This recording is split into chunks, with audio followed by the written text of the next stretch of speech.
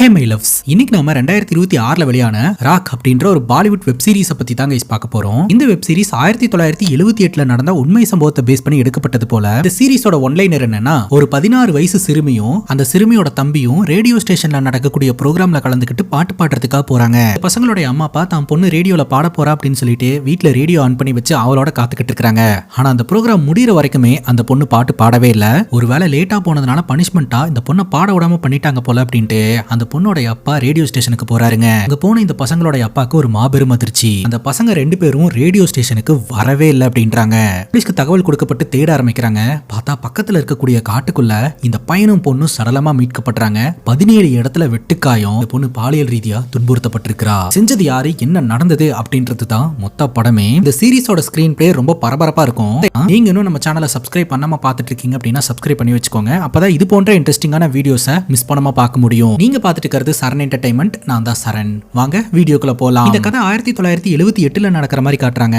ஒரே ஸ்கூல்ல படிச்சிட்டு இருக்கக்கூடிய ஒரு அக்கா தம்பியை காட்டுறாங்க. அக்காக்கு 16 வயசு ஆகுதுங்க, தம்பிக்கு 14 வயசு ஆகுது. ஸ்கூல் முடிச்சதுக்கு அப்புறம் அக்கா தம்பிக்காக காத்துக்கிட்டு இருக்கா. தம்பி ஜாலியா அவனோட ஃப்ரெண்ட்ஸோட அரட்டை அடிச்சுட்டு வந்துகிட்டு இருக்கான். ஏன்டா சுகைல், இன்னைக்காவது கொஞ்சம் சீக்கிரமா வரலாம்ல, ஒரு முக்கியமான வேலை விஷயமா நம்ம போகணும் இல்லையா அப்படின்ற மாதிரி சொல்ல, சரி ஒன்னும் பிரச்சனை இல்ல போயிடலாம் அப்படின்னு சொல்லிட்டு ரெண்டு பேரும் போறாங்க. ஆனா இவங்க வீட்டுக்கு போறதுக்கான கடைசி பஸ்ஸையும் மிஸ் பண்ணிடுறாங்க. அக்கா தம்பியை பார்த்து முறைக்க தம்பியும் தலை குனிஞ்சு நிப்பான். ரெண்டு பேரும் பஸ் ஸ்டாப்ல போய் நின்னுகிட்டு இருப்பாங்க. அந்த வழியா வர வண்டி வாகனங்கள் கிட்ட எல்லாம் வந்து லிஃப்ட் கேட்டுக்கிட்டு இருப்பாங்க. இன்னைக்கு கொஞ்சம் சீக்கிரமா போகணும் அப்படின்னு சொல்லிட்டு அந்த வழியா ஒரு ஒயிட் கலர் கார் ஒன்று வருதுங்க. அந்த காரங்க கிட்ட லிஃப்ட் கேட்க அவங்களும் லிஃப்ட் கொடுக்குறாங்க. இவங்க ரெண்டு பேரும் வீட்டுக்கு வந்துட்டு வேக வேகமா ரெடி ஆகுறாங்க. தம்பி அக்காவை அடிக்கிறது வம்புலுக்கிறதுன்னு சொல்லிட்டு விளையாட்டு பண்ணிக்கிட்டு இருப்பான். கொஞ்ச நேரத்திலேயே இவங்க ரெண்டு பேரோட அம்மா வீட்டுக்கு வராங்க. இந்த பசங்களோட அம்மா பாத்தீங்கன்னா ஸ்கூல்ல டீச்சரா ஒர்க் பண்ணிட்டு இருக்காங்க. விளையாட்டு பண்றதை நிப்பாட்டிட்டு சீக்கிரமா கிளம்புங்க அப்படின்னு அம்மா சொல்லவும் இவங்க ரெண்டு பேருமே வேக வேகமா ரெடி ஆகுறாங்க. இவங்க எங்க கிளம்பிட்டு இருக்காங்க அப்படின்னு பாத்தீங்கன்னா ஒரு ரேடியோ ஸ்டேஷனுக்கு. இந்த பொண்ணு நல்லா பாட்டு பாடுவா போலங்க. அதனால அந்த ரேடியோ ப்ரோக்ராம்ல கலந்துக்கிட்டு பாட்டு பாட வைக்கிறதுக்காக அம்மா தான் பொண்ணையும் பையனையும் அனுப்பி வைக்கிறாங்க. இந்த பசங்களோட அப்பா பாத்தீங்கன்னா மிலிட்டரியில இருந்தவர் தான். பட் இப்போ ஒரு வேலை விஷயமா வெளியில போயிருக்கிறதுனால அவர்னால பசங்களை கொண்டு போய் டிராப் பண்ண முடியல. அதனால நீங்க போய்க்கோங்க, வரும்போது அப்பா வந்து பிக் பண்ணிப்பாரு அப்படின்னு சொல்ல சரின்னு கேட்டுட்டு இந்த பசங்க ரெண்டு பேரும் கிளம்புறாங்க. இந்த பசங்களோட அப்பாவான அசோக் பாத்தீங்கன்னா வீட்டுக்கு வராரு. தன்னோட சொந்த பந்தத்துக்கு எல்லாம் போன் பண்ணி சொல்றாருங்க, இன்னைக்கு ராத்திரி ரேடியோல வர ப்ரோக்ராம்ல என்னோட பொண்ணு சுமன் தான் வந்து பாட போறா அப்படின்னு சொல்லிட்டு அந்த ப்ரோக்ராமும் ஸ்டார்ட் ஆகுது. இந்த பசங்களோட அம்மா அப்பா ரேடியோ ஆன் பண்ணி வச்சு உட்காந்துக்கிட்டு இருப்பாங்க. முதல்லயே வேற ஒரு பொண்ணு தான் பாடுறாங்க. முதல் நபராவே நம்ம பொண்ணை தான் பாட வைக்கிறதா சொன்னாங்க. ஆனா இப்ப வேற யாரோ பாடிக்கிட்டு இருக்காங்களோ அப்படின்னு யோசிக்க அம்மா சொல்றாங்க, ஒருவேளை இவங்க ரேடியோ ஸ்டேஷனுக்கு போய் சேர்றதுல டிலே ஆயிருந்திருக்கும், லேட்டா போனதுனால ஷெட்யூல மாத்தி கடைசியா கூட நம்ம பொண்ணை பாட வைக்கலாம் அப்படின்னு சொல்லிட்டு அந்த ப்ரோக்ராம் முடிகிற வரைக்கும் எல்லா பாடகர்களுடைய பாட்டையும் லிசன் பண்றாங்க. நான் கடைசி வரைக்கும் தான் பொண்ணு சும்மா பாடவே இல்லை அப்படின்றத அதுக்கப்புறம் தான் தெரிஞ்சுக்கிறாங்க. வேலை இவங்க ரேடியோ ஸ்டேஷனுக்கு லேட்டா போனதுனால பனிஷ்மெண்டா பாட வைக்காம விட்டுருப்பாங்களோ அப்படின்னு சொல்லிட்டு சரி நான் போய் பார்த்துட்டு வரேன் அப்படின்னு சொல்லிட்டு இந்த பசங்களுடைய அப்பா அசோக் ரேடியோ ஸ்டேஷனுக்கு போறாருங்க. அங்க போய் பார்க்கும்போது தாங்க தெரிய வருது, இந்த பசங்க ரெண்டு பேருமே ரேடியோ ஸ்டேஷனுக்கு வரவே இல்லை அப்படின்னு சொல்லிட்டு. இவ நல்லா பெர்ஃபார்ம் பண்ணக்கூடிய பொண்ணாச்சு, இவ அப்படியெல்லாம் வராம இருக்க மாட்டாளே அப்படின்னு யோசனை பண்ணி இருந்திருக்காங்க. ஒருவேளை உடம்பு சரியில்லாம இருந்திருக்கலாம், அதனால வராம இருந்திருப்பா அப்படின்னு சொல்லி அவங்களே முடிவெடுத்துட்டு வேற ஒரு ஆள் அரேஞ்ச் பண்ணி அங்க பாட வச்சுட்டாங்க. அசோக் கேக்குறாரு, ரெண்டு பசங்களும் ஒன்னா தான் கிளம்புனாங்க, ரெண்டு பேர்த்தையுமே நீங்க பாக்கலையா அப்படின்னு கேட்க, இல்ல அங்கிள் ரெண்டு பேருமே வரவே இல்லை அப்படின்ற மாதிரி அங்க இருக்கிற பொண்ணு சொல்லிட்டு எங்க அப்பா வந்துட்டாரு கிளம்புறேன் அப்படின்னு சொல்லிட்டு கிளம்பிடுறா. அதே சமயம் ரேடியோ ஸ்டேஷனும் க்ளோஸ் பண்ணிடுறாங்க. ரேடியோ ஸ்டேஷன்ல இருந்து அசோக் தன்னோட மனைவி மோனாக்கு போன் அடிக்கிறாரு. பசங்க ரெண்டு பேரும் வீட்டுக்கு வந்துட்டாங்களா அப்படின்னு கேட்க, வீட்டுக்கு வந்துட்டாங்களாவா, அவங்க உங்க கூட தானே இருப்பாங்க, எங்கிட்ட கேக்குறீங்க அப்படின்னு கேட்கும்போது ரேடியோ ஸ்டேஷன்ல விசாரிச்சா அவங்க ரெண்டு பேரும் ரேடியோ ஸ்டேஷனுக்கு வரவே இல்லை அப்படின்னு சொல்றாங்க. ஒருவேளை அவங்க வீட்டுக்கு வந்திருப்பாங்களோ அப்படின்ட்டு தான் கால் பண்ண அப்படிங்கும்போது இல்ல அவங்க வீட்டுக்கு வர கிடையாது, அவ நல்லா பெர்ஃபார்ம் பண்ணக்கூடிய பொண்ணு, அப்படி எல்லாம் அவ ப்ரோக்ராம மிஸ் பண்ணிருக்க மாட்டா, ரேடியோ ஸ்டேஷன்ல தான் இருப்பா, செக் பண்ணி பாருங்க அப்படிங்கும்போது இல்ல ஸ்டேஷனையே க்ளோஸ் பண்ணிட்டாங்க அப்படின்னு சொல்ல, பசங்க நம்ம கிட்ட சொல்லாம வேற எங்கேயுமே போக மாட்டாங்களே அப்படிங்கும்போது ஒன்னு பண்ணு, பசங்களோட ஃப்ரெண்ட்ஸுக்கெல்லாம் கால் பண்ணி விசாரி, நானும் இந்த ஏரியால எல்லாம் பாக்குறேன், நீ ஒன்னும் பேனிக் ஆயிராத அப்படின்னு சொல்லிட்டு இந்த பசங்களோட அப்பா இந்த பசங்களை தேட ஆரம்பிக்கிறாருங்க. இன்னொரு பக்கம் இந்த பசங்களோட அம்மா பாத்தீங்கன்னா ஃப்ரெண்ட்ஸுக்கெல்லாம் கால் பண்ணி விசாரிக்க ஆரம்பிக்கிறாங்க. கடைசி வரைக்கும் சும்மாவும் சாஹிலும் எங்க போனாங்க என்ன ஆனாங்கன்னு தெரியலங்க. அங்க கட் பண்ணா ரெண்டு திருட்டு பசங்களோட கதையை நம்ம கிட்ட காட்ட ஆரம்பிக்கிறாங்க. ஒருத்தன் பேரு ராஜோ, இன்னொருத்தன் பேரு பாபு. இவனுங்க ரெண்டு பேருமே தியேட்டர்ல படம் பாக்குறதுக்காக வந்திருக்கானுங்க. தியேட்டர்ல படம் ஓடிக்கிட்டு இருக்குதுங்க. முன்னாடி சீட்ல குண்டா ஒருத்தன் ஸ்லிம்மா இருக்கக்கூடிய ஒரு பொண்ணை கூட்டிட்டு வந்து உட்காந்து ரொமான்ஸ் பண்ணிக்கிட்டு இருப்பாங்க. ராஜோன்றவன் அவங்க ரெண்டு பேரும் என்ன செஞ்சுக்கிட்டு இருக்காங்க அப்படின்றதையே பாத்துக்கிட்டு இருப்பான். பாபு படத்தை பார்த்து கமெண்ட் அடிச்சுக்கிட்டு இருப்பாங்க. பார்த்தா இவன் அங்க பாத்துக்கிட்டு இருப்பான். என்னடா நீ வேற ஒரு படம் பார்த்துட்டு இருக்கிற போலயே அப்படிங்கும் போது இந்த ராஜோ சொல்லுவான், இவன் இருக்கிற சைஸுக்கு அந்த பொண்ணு கூட எல்லாம் இப்ப ரிலேஷன்ஷிப்ல இருப்பான் அப்படின்னு கேட்க, பல்லு இருக்கிறவன் பக்கோடா சாப்பிடுறான், உனக்கு என்ன, உன்னாலதான் அதெல்லாம் முடியாதுல்ல அப்படின்னு சொல்லிட்டு ராஜுவை எப்ப பார்த்தாலுமே ஆண்மை இல்லாதவன் அப்படின்ற மாதிரியே பேசி இந்த பாபு கலாய்ச்சிக்கிட்டு இருப்பான். இந்த பாபு பெஸ்ட் ஃப்ரெண்ட் அப்படின்றதுனால அவன் என்ன பேசினாலும் அதை வாங்கிட்டு இவன் சைலண்டா உட்காந்துக்கிட்டு இருப்பாங்க. இப்ப அந்த குண்டா இருக்கிறவன் வாஷ்ரூம் யூஸ் பண்றதுக்காக போறான். இவனுக்கு ரெண்டு பேரும் பின்னாடியே போறானுங்க. அந்த வாஷ்ரூம்ல வச்சு அந்த குண்டா இருக்கிறவனை போட்டு பொலவலன்னு பொளக்குறானுங்க. எதுக்காக அப்படின்னு பாத்தீங்கன்னா அவன் கையில கால்ல பர்சுல இருக்கிறதெல்லாம் ஆட்டையை போடுறதுக்காக. அவனை போட்டு பொலவலன்னு பொளந்து படுக்க போட்டதுக்கு அப்புறம் தான் தெரிய வருது அவனோட பாக்கெட்ல வெறும் 20 ரூபா தான் இருக்குது அப்படின்ட்டு. பிச்சைக்கார பையன் வெறும் 20 ரூபா தான் கொண்டு வந்திருக்கான் அப்படின்ற மாதிரி பாத்துக்கிட்டு இருக்க இந்த தியேட்டரோட செக்யூரிட்டி இதை பாத்துறாரு. உடனடியே இவனுக்கு 2 பேர்த்தையும் பிடிக்கிறதுக்காக வர அந்த செக்யூரிட்டி எல்லாம் அடிச்சு போட்டுட்டு அந்த இடத்த விட்டு தப்பிச்சு போயிடுறானுங்க. இவனுக்கு 2 பேருமே வாழ்க்கையில சின்ன சின்ன திருட்டு வேலைகளை எல்லாம் செஞ்சுட்டு வாழ்ந்துகிட்டு இருக்கிறவனுங்க அப்படின்றது நமக்கு தெரிய வருதுங்க. அங்க கட் பண்ணா பிரசன்ட் சிச்சுவேஷன். இந்த ஊர் போலீஸ் ஸ்டேஷனை நம்ம கிட்ட காட்டுறாங்க. இந்த போலீஸ் ஸ்டேஷனுக்கு ஒரு ஐயா வராருங்க. அந்த ஐயா வேற யாரும் கிடையாது, அந்த ஸ்டேஷன்ல ஒர்க் பண்ணிட்டு இருக்கக்கூடிய சப் இன்ஸ்பெக்டரோட அப்பா. இந்த ஸ்டேஷனோட சப் இன்ஸ்பெக்டர் பேரு ஜெயபிரகாஷ். அவர்தான் கைஸ் இந்த சீரிஸோட ஹீரோ. இப்போ நம்ம ஹீரோ உயர் அதிகாரத்துக்கு வரதுக்காக எக்ஸாமுக்கு ப்ரிப்பேர் பண்ணிட்டு இருக்காருங்க. அந்த ஸ்டேஷன்ல இருக்கக்கூடிய கான்ஸ்டபிள் புக்ல இருந்து ஒரு சில क्वेश्चंस எல்லாம் கேட்டுட்டு இருக்க இவர் எல்லாத்துக்கும் கரெக்டா பதில் சொல்லிக்கிட்டு இருப்பாருங்க.